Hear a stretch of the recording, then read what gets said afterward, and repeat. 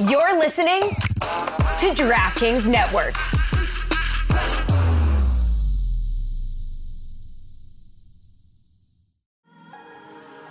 Folks, did you know that sleep is one of the most important parts of recovery? Whether you're a pro athlete or just looking to crush your day, getting that right kind of rest is key, and that's where Sleep Number smart beds come in. Since 2018, Sleep Number has partnered with the NFL to help elite athletes get the quality sleep they need to perform at their best. In fact, 80% of NFL players sleep on a Sleep Number smart bed.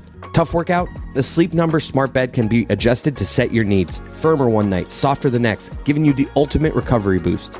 And now let's talk about those sweaty, sleepless nights. The new Climate Cool Smart Bed adjusts up to 15 degrees cooler on either side with significantly designed cooling programs to keep you comfortable and undisturbed. Sleep Number Smart Beds don't just help you sleep, they learn how you sleep, providing personalized insights to help you get even better rest. Why choose a Sleep Number smart bed? So you can choose your ideal comfort on either side. And now, it's the lowest price of the season on the top-selling i8 smart bed, your best savings plus special financing, limited time. Shop at a Sleep Number store near you. Sleep Number, official sleep and wellness partner of the NFL. See store or sleepnumber.com for details.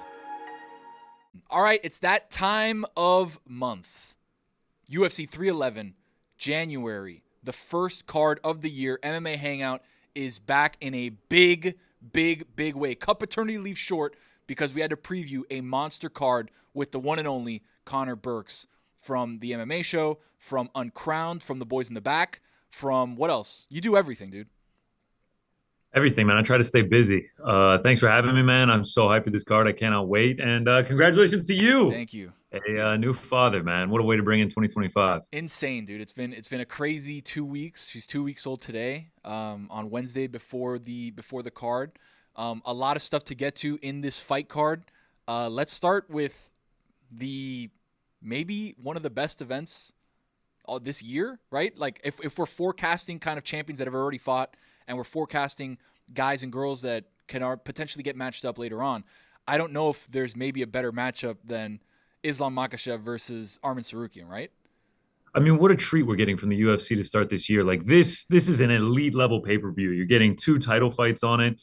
Pound for pound number 1 on the main event. You got a guy in Murad Dvalishvili on an 11-fight win streak going against an undefeated Nurmagomedov who's trying to become a champion in his own right. And then just the card is as deep as it gets, man. It's unbelievable. Yeah, the main event, Islam Makhachev, Arman Tsarukyan. We're getting a rematch. If you haven't watched the first fight, Islam won clearly, but it was competitive. It was close. It went to a decision, and that was Arman's debut in the UFC. He's obviously grown a lot since then. And I mean, like right now, I think the line is like minus 450 or something in Islam. I think it's going to be a lot closer than that.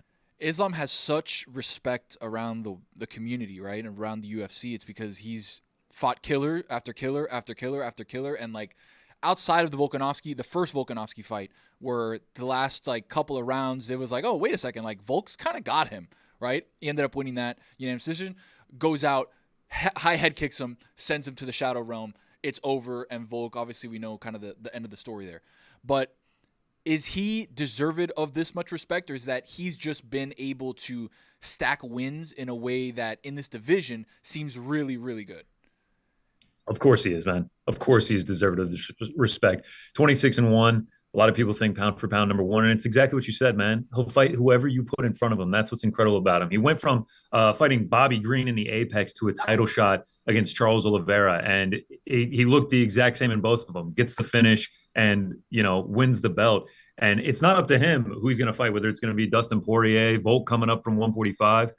He fights whoever is in front of him, and he knows that he's the best in the world. I mean, he has the quote on the wall, I think, at the UFC PI is just like, you're not afraid of anyone if you're the champion of the world because you know that you're the best in the world. And he's proven that time and time again. I mean, like, it really is just like such a cold line. And he fights Volk. It's a very close fight. Some people scored it for Volk, but ultimately he gets the win. And then he's excited to rematch him because he's like, I'm going to right the wrong. It actually isn't that close. I'm actually way better than this dude. Comes out, head kicks him into the ether.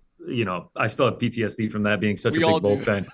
But like, and then now he's fighting the rightful contenders. Maybe Poirier got, circumstantially lucky to get that title shot back in June, but he put on an incredible fight, went toe to toe with Islam. And now he's getting the rightful number 1 contender in Arman Tsarukyan, who's earned this title shot, who is an incredible fighter in his own right. So yeah, man, Islam, he deserves this respect. He is one of the pound for pound best fighters in the entire world, and he's going to go down as one of the greats at 155. Wow. Which is stacked division in and of its own right. Like, lightweight is incredible. Let's talk about Arman Tsarukyan for a second. Can you, if you're just getting into the UFC this year, or maybe in the last year and some change that you've seen him fight Oliveira, you've seen him be like, oh wait, like this guy is actually like really good. Can you put a little bit of a backstory behind Arman Tsarukyan? Yeah, man. So, like I mentioned it earlier, like he makes the debut in the UFC against Islam Makhachev. Like, what tall task to go up against. And then since then, I think he's lost one fight against Mateusz Gamrot in a razor close decision that a lot of people thought that he won that one. They, controversial round 4 in a 48-47 decision. All three judges had it for Gamrot. A lot of people had it for Arman Tsarukyan, though, including myself. And that's really the only blemish that you've seen him have. And he's gone against the best, similar to Islam Makhachev, Charles Oliveira. Beneil Dariush got a nasty knockout in December of 2023 against him. He can grapple with the best of them. Go back and watch the first Islam fight. Go back and watch the Gamrot fight, the scrambles in that one, and then go back and watch the Charles Oliveira fight. I mean, almost got submitted in the very first round against Oliveira, was able to get out of that, come back and win that fight by a unanimous decision, or split decision, actually. But, I scored that one for him. So yeah, I mean, grapples with the best of them, has ability to knock people out on the feet. If you watch the Beneil Dariush one, complete well-rounded game, jacked to the gills. Dude, I saw the picture of him a week out, and I was like, this is AI. This can't be real. Dude, 8-pack, massive biceps. He's His in the chest gym is like out to here. I was like, damn. It's terrifying, dude. He's in there doing somersaults. He's in there doing backflips. Like, one of the most athletic people in the UFC. He just hasn't really broken into, especially in the United States, into like star power. He's a little bit more reserved. But he beat Islam Makhachev. That's how you jump into that stratosphere of stardom. So incredible athlete, incredible fighter. And I really do think it's going to be closer than the odds reflect. It's almost like the thing that we talk about. It's like the way to become a star is by beating everybody else that everybody likes, right? It's a very simple equation. Continue to beat everybody, and you're going to become a star no matter what. And Islam is that star, man. I mean, he might, you can say it about him too. Like, he's more reserved. Like, he's not going to be up there getting fired up, screaming crazy shit at press conferences or anything. Like, man, he's got some funny lines, the interactions with DC, the respect he has for all the other fighters, and Poirier. He just did a sit-down interview with Demetrius Johnson, and just like the respect he has for him. Like, Islam Makhachev is loved around the world, man. Like, he's huge on socials. He's got millions and millions of followers. So, yeah, man. Get a win over Islam Makhachev, and you'll jump into that stratosphere of superstardom. And still or and new? I'm going and still, man. Islam just finds a way. Can't bet against the boy, huh? Can't bet against him. Dude, he just finds a way, man. Like, he will go to war with these people, but he ends up finding a way to get it done. Co-main event, bantamweight title on the line, Merab Dvalishvili versus Umar Nurmagomedov. Undefeated versus 11-fight win streak, like you said. Last time we saw Merab, he was just taking it to Sean O'Malley in a fight that all of us kind of saw coming, where it was like, if Sean doesn't have an answer for the grappling, like, it's going to be over quickly. And it was over long but quick, if you know what I mean. It was a quick night at the office that ended up taking all 5 rounds. How do you see this one? Again, pretty similar as far as competency with wrestling, with scrambling, with being able to do stuff on the ground. What do you think about Merab and Umar? Yeah, I mean, Umar, obviously, he can strike, and he is a very accomplished wrestler and grappler as well. But I'm just curious as how he's going to handle the endless gas tank of Merab Dvalishvili. He truly weaponizes that cardio. I mean, you go back to the Petr Yan fight. It was like 54 takedown attempts or something like that. Like, he just does not stop. Like, you have to put this man out to get him to stop. So at this point, on an 11-fight win streak, and like, go back and look at the last 4 wins too. Sean O'Malley, champion, Henry Cejudo, former champion, Petr Yan, former champion, Jose Aldo, former champion. Like, he is beating the best of the best in there, and he's doing it, by decision, but in emphatic, dominant fashion. Like, he 50-45 Petr Yan across the board, who is one of the best bantamweights in the world. Insane. Whereas, Umar, his best win is Corey Sandhagen. Really, the only time we've seen him truly tested. The line on this one is crazy disrespectful to me, man. Merab as high as plus 275, 11-fight win streak. What? I just mentioned the names he's beating. Like, I don't know, man. Like, until I see someone beat Merab, it's just like I have to have faith that, like, he's just going to be able to do what he wants. Like, he has the last 5, 6, 7 times out we've seen him. And this is tough too, because as the viewing public, as the casuals want to tune in for strikes, for the exciting holy shit moments that the UFC sells, and Merab sometimes doesn't provide that in a way that the casual would like. The person who isn't understanding, like, all right, this guy's gonna have an endless gas tank, take you down 60,000 times, try to wrestle you to oblivion, right? Like the intricacies of it, I feel like this co-main event is going to get buried a little bit, even by the fight that's before it, because the fight that's before it is pure violence too. Oh God, man! Don't even get me started on that. That's the next one. We'll give its proper due. And Still or and New. All right, I'm gonna go and Still. I'm gonna go with the dog. Merab defends his belt. You say he gets buried though. Undefeated Nurmagomedov becomes a new champion. The lineage, Abdulmanap, father's plan, continues on. Cousin Umar gets his belt. I think it'll make headlines and make waves. 19-0 bantamweight champion of the world with the Nurmagomedov last name. He'll become a star very quickly. Wow. The light heavyweight showdown, pure violence right before the 2 title fights, Yuri Prohaska versus Sweet Dreams, Jamal Hill. Pure violence, pure hands being thrown. How do you feel about this one? Because they both suffered the same defeat to the stone hands, to Poatan. Are they going to be the same after fighting Poatan? Brother, if you go in there to strike with Alex Pereira, you're pretty much going to meet the same fate every single time. And both these guys tried to do it. Yuri tried to do it twice. So I don't fault them at all for that. Love the way both these guys fight. They come into scrap. Especially Yuri, man. I don't care how many times this guy loses. I will always sign up for a Yuri Prohaska fight. It's just utter chaos. And I think that's what we get here, man. I think if you really want to talk about the co-main getting buried, I think that this is just a mad chaos, 1 round, maybe a round and a half, just war that ends up with someone thrown.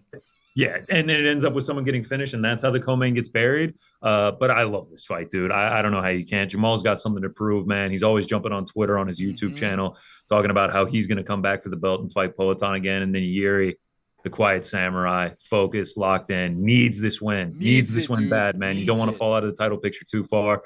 So I think they're both going to put it on the line, and I think it's going to be a banger.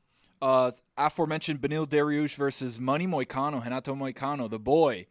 Can we talk about, like, at 35 years old, he's found the fountain of youth, 4-5 win streak. If he wins this one, like, I'm talking about, he's one away from a 155 title shot. Like, it's crazy, man. Getting on the microphone, blowing up on YouTube. Got to be excited about that one. Rainer de Ritter from one championship, another one. Peyton Talbot, star in the making. Like, this card is so stacked, dude. The last, 8 fights are must-see television. I mean, we're going to watch probably from the jump, from the early prelims, as we usually do. But this one's fun.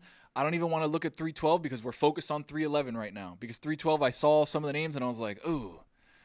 Again, we always talk about it. Sometimes you have to sacrifice. For great cards, you got to sacrifice another card down the line. Shit, man. 312's not that bad either. We got 2 title shots on that one, too. It's not that bad. But DDP Strickland, you got Zhang Wei Li versus Tatiana Suarez. Could be an undefeated champion. But yeah, 311 is the cream of the crop. It's as good as it gets, man. Strickland DDP.